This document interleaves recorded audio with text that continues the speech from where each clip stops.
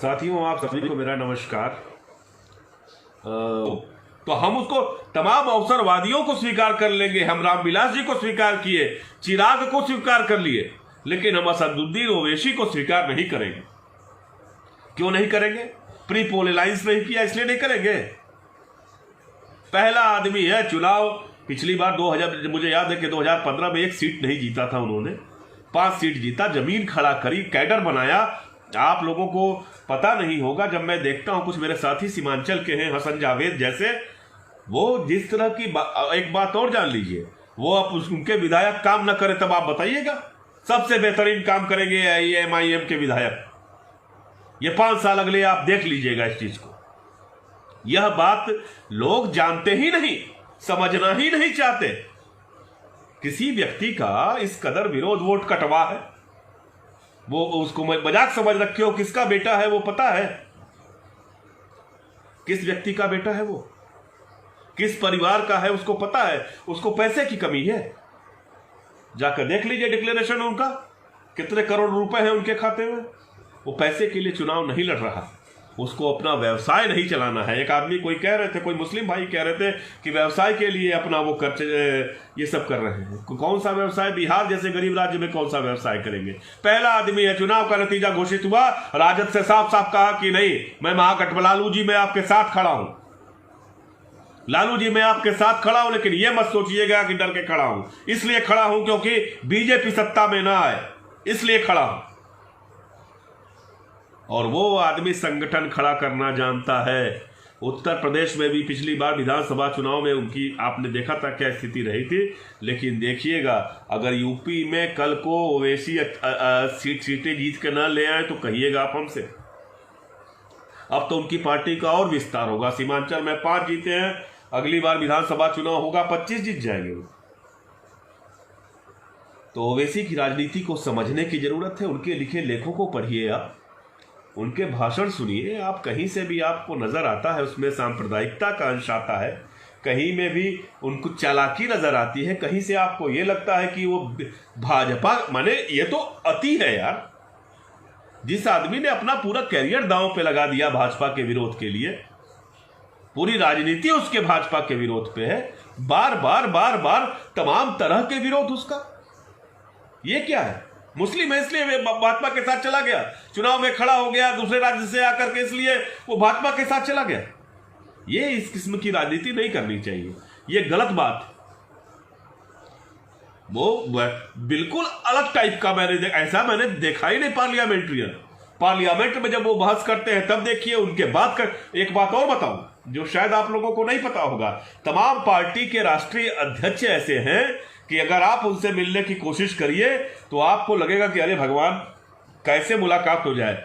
जिस वक्त भाजपा सत्ता में नहीं थी, मुझे याद है कि मैंने, अब नड्डा जी अध्यक्ष बने हैं, सत्ता में नहीं थी, 2013 की बात है, मैं नड्डा जी से मिलने गया, मुझे 25 से 30 मिनट इंतजार करना पड़ा।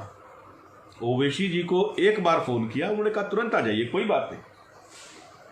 तो यार बड़े कहने की बात है, वो इतना सुगम है, उसके कंस्टिट्यूएंसी के लोग इतना जल्दी आसानी से मिल सकते हैं।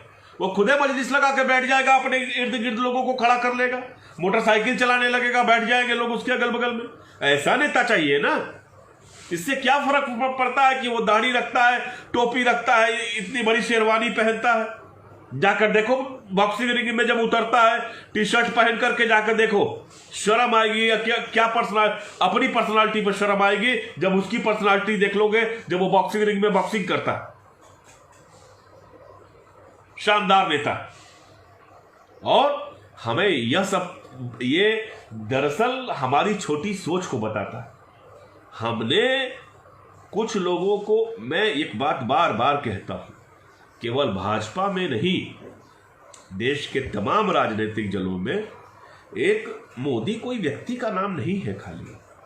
मोदी जी, नरेंद्र मोदी एक व्यक्ति है, उनका जो अक्स है, अक्स वो तमाम राजनीतिक पार्टियों में दिखाई देता है। तमाम लोग जो धर्मनिरपेक्षता की बात करते हैं उनमें दिखाई देने लगा और नजर आता है साफ साफ। अरे यार सब तो ठीक है, लेकिन मुस्लिमों का मन नहीं बढ़ना चाहिए। मालूम हुआ कि वामपंथी पार्टी की है। अरे यार क्या मन बढ़ना क्या होता है? क्यों नहीं मन बढ़ेगा? क्यों इस देश के हिंदुओं का, इस देश के मुसलमानों का, जो इस देश के स्वतंत्र नागरिक हैं, इस देश की नागरिकता ले रखे हैं, उनका मन क्यों नहीं बढ़ना चाहिए? आजाद भारत के हिंदुस्तानियों का, जिसमें हिंदू मुस्लिम सिख ईसाई सब है, मन क्यों कर नहीं बढ़ना चाहिए? मन बढ़ा के रखना चाहिए, मन को छोटा करके नहीं रखना चाहिए। बढ़ने दो मन। असदुद्दीन ओवैसी का आज देखा कि टीएमसी का कोई बोल रहा था, एमपीए की विधायक है कि प्रदेश अध्यक्ष है, वो बोल रहा था कि ओवैसी बीजेपी को वो कर रहे हैं। क्या किया है तुमने? हम नहीं जानते हैं, नहीं बोलते हैं टीएमसी के बारे में। वो तो क्या सोच रखा है तुमने? ममता बनर्जी, यह सच्चाई है, बीजेपी नहीं है, लेकिन यह सच्चाई है पूरे बंगाल में। अगर उनकी पराजय होती है तो केवल इसी वजह से होगी। दरअसल वो मोदी का रीमेक है। अगर जिस तरह से मोदी जी हैं यहां पे केंद्र में, उसी तरह से ममता बनर्जी है, उसी तरह का व्यवहार कर रही है, उसी तरह की चीजें कर रही है। जो उनकी पार्टी का समर्थन करे, वाह वाह वाह वाह वाह वाह, जो विरोध करे लगा दो अपने कैडर को उनके पीछे, जीना मुहाल कर दे उसका। सारी सुविधाएं उनके लिए है जो टीएमसी के समर्थक हैं। क्यों नहीं अराजकता मचेगी? जनता कब तक बर्दाश्त करेगी भाई? गलती तुम्हारी है, उसमें असदुद्दीन ओवैसी क्या कर लेगा? एक आदमी के खिलाफ ऐसी राजनीति नहीं होनी चाहिए। यह बात ठीक नहीं लगती, यह बात सही नहीं है, बिल्कुल सही नहीं है। उस जहीन पढ़े लिखे आदमी को देश को सुनना चाहिए। असदुद्दीन ओवैसी बेईमान नहीं है। और मैं बार बार कहता हूं, मुझसे यह नहीं सोचना चाहिए कि मैं किसी पार्टी का समर्थक हूं, बिल्कुल नहीं हूं। मैं केवल जर्नलिस्ट हूं, लेकिन जो इस देश के संविधान की इज्जत करते हैं, जो इस देश के लोकतंत्र में विश्वास रखते हैं, वो किसी पार्टी के हों, किसी दल के हों, सबके सब मेरे लिए महत्वपूर्ण है। हम चाहते हैं कि कम से कम यह गुंजाइश हम बचा के रखें, इतनी गुंजाइश बचा के रखें, सहृदयता नहीं छोड़ दें हम। अटल जी की सरकार थी, अटल जी सहृदय थे कि नहीं थे?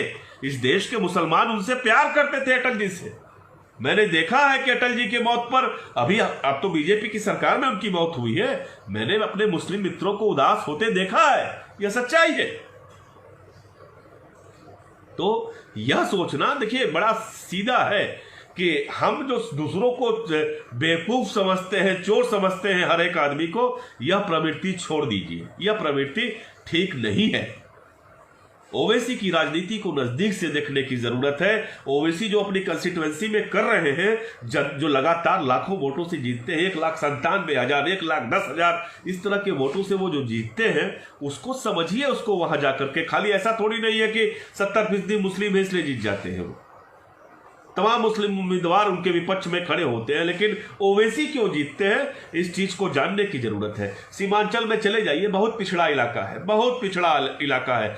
मेरे मित्र हसन जावेद हैं, एक सीमांचल का पेज चलाते हैं फेसबुक पे, कभी जाकर देखिए, सीमांचल घूम के आइए। मैं गया था विधानसभा या लोकसभा चुनाव में, आपको समझ में आ जाएगा कि ओवैसी के जीतने की वजह क्या है। केवल ऐसा नहीं है कि मुस्लिम तुष्टीकरण करके वो जीत गए।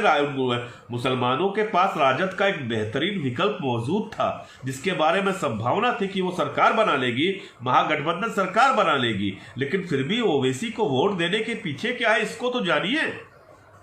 जो कैंडिडेट्स हैं उनको तो पहचानिए, तब आपको समझ में आएगा कि दरअसल हम कितने संकीर्ण सोच से देख रहे हैं चीजों को। बिहार के इलेक्शन की एनालिसिस करिए। 7 उम्मीदवार इस बार, मुझे मालूम है कि 7 उम्मीदवार, पिछली बार मुस्लिमों की संख्या ज्यादा थी, 7 कम आए हैं इस बार जो चुनाव परिणाम आए हैं। उसकी वजह को तलाशिए। क्या बेहतर मुस्लिम उम्मीदवार तमाम राजनीतिक पार्टियों ने कम दिए? यह वजह नहीं है। बहुत सारी चीजें हैं और हमें लगता है कि इस संकीर्णता से बाहर आना होगा। हमको कम से कम MIM की सत्ता को बिहार में स्वीकारना पड़ेगा। असदुद्दीन ओवैसी को बतौर पॉलिटिशियन स्वीकार करना पड़ेगा। और हमें अपने दिमाग से यह बात पूरी तरह से निकालनी होगी कि असदुद्दीन ओवैसी बीजेपी की बी पार्टी या वोट कटवा है। साहसी राष्ट्रीय अध्यक्ष है एक पार्टी का, बेहद साहसी जहीन, इस देश के बारे में सोचने वाला व्यक्ति है वो। इस तरह से किसी को बेईमान, जब असदुद्दीन ओवैसी गलत करेंगे सबसे पहले मैं हूंगा जो उनके खिलाफ बोलूंगा। एक गलत निर्णय लेकर के वो देखें, अगर असदुद्दीन ओवैसी 5 सीट जीत करके अभी कह दे कि नहीं नीतीश कुमार जी हम आपके साथ खड़े हुए हैं, तब क्या कर लोगे आप, बोलो। तो इस तरह की बातें नहीं करें, लोगों की राजनीति को नजदीक से देखें, लोगों को समझें, उनको पढ़ें। हम पढ़ते कम हैं, जानते कम हैं, हमें इतिहास बोध बहुत कम है। 2014 के पहले क्या हुआ, 2000 से आप सुनिए, हम सबको, मैं अपनी बात भी कर रहा हूं। इमरजेंसी के बाद देश की राजनीति कैसे बदली, जब उसको आप जान लेंगे, समझ लेंगे, उसका अध्ययन कर लेंगे, तब आपको समझ में आएगा कि आज बीजेपी की सरकार क्यों है, आज तमाम राज्यों में सत्ता परिवर्तन क्यों मुश्किल हो रहा है, क्यों हम अपनी हार का ठिकरा असदुद्दीन ओवैसी और तमाम छोटी राजनीतिक पार्टियों को देते हैं। ये हमें समझ में आ जाएगा। हम सबको पढ़ना होगा, जानना होगा। राजनीति ये केवल 6 साल में नहीं बदली है, मोदी जी के आने के बाद नहीं बदली है, गुजरात दंगों के बाद नहीं बदली है, ये पिछले 30 सालों से, कम से कम 30 सालों से, 35 सालों से लगातार चीजें बदल रही हैं और हमको उन्हें जानने की कोशिश करनी चाहिए। तब हम समझ पाएंगे कि AIMIM का क्या महत्व है, तब हम जान पाएंगे कि ओवैसी की पॉलिटिक्स क्या है, तब हम जान पाएंगे कि वामपंथी दलों और तमाम पार्टियों में ओवैसी के विरोध की वजह क्या है। और इस बात को कहने में मुझे कोई भी ऐतराज नहीं है कि ओवैसी के खिलाफ माहौल बनाने का काम देश की वामपंथी पार्टियां कर रही हैं और ये 2008 का बदला ले रही है। यह सच्चाई है। आप सबको धनतेरस की ढेर सारी शुभकामनाएं।